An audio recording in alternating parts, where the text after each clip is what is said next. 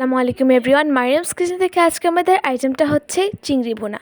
তো এখানে চিংড়ি ভুনা রান্না করার জন্য আমি প্রথমেই চিংড়িগুলোর মধ্যে হলুদ এবং লবণ দিয়ে ভালোভাবে মাখিয়ে একটা প্যানের মধ্যে সবগুলো চিংড়িকে দিয়ে দেবো। এর মধ্যে আমি আলাদা করে পানি অ্যাড করবো না, কারণ চিংড়ি থেকে অটোমেটিক পানি বের হবে এবং চিংড়িটা খেতে প্রচুর স্বাদ লাগবে। তারপর এটাকে আমি 10 মিনিটের জন্য এইভাবে রেখে দেবো। 10 মিনিট পর এখানে আমি অ্যাড করব পেঁয়াজ কুচি,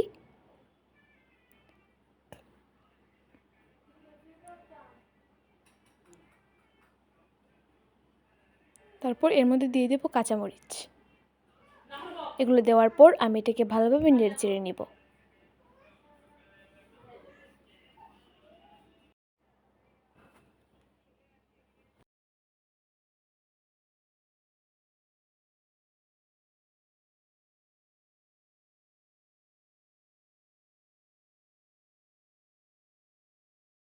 তারপর এখন এর মধ্যে আমি দিয়ে দিব পরিমাণ মতো লবণ ও জিরার গুঁড়ো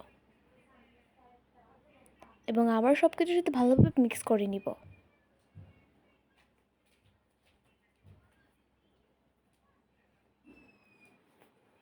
মিক্স করার পর এখানে আমি তেলটা দিয়ে দিচ্ছি এবং সব কিছুর সাথে আবারও ভালোভাবে নেড়ে চেড়ে নিচ্ছি।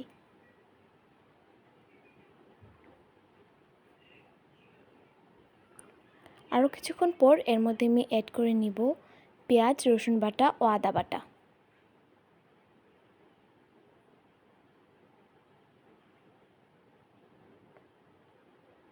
এবং এর মধ্যে আমি অ্যাড করে দিলাম হলুদের গুঁড়ো ও পাঁচফোড়নের গুঁড়ো। এবারও ভালোভাবে সব কিছু মাখিয়ে নিব।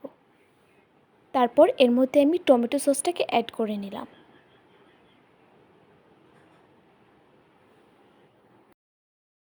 তারপর একটা হাতার সাহায্যে আমি সসের সাথে ভালোভাবে মিক্স করে নেব চিংড়িগুলোকে। তো এখানে কিছুক্ষণ মিক্স করার পর তৈরি হয়ে গেল সুস্বাদু চিংড়ি ভুনা। আপনারা অবশ্যই আপনাদের বাসায় ট্রাই করবেন। Like, comment, share. আজকের মতো এই পর্যন্তই। আল্লাহ হাফিজ।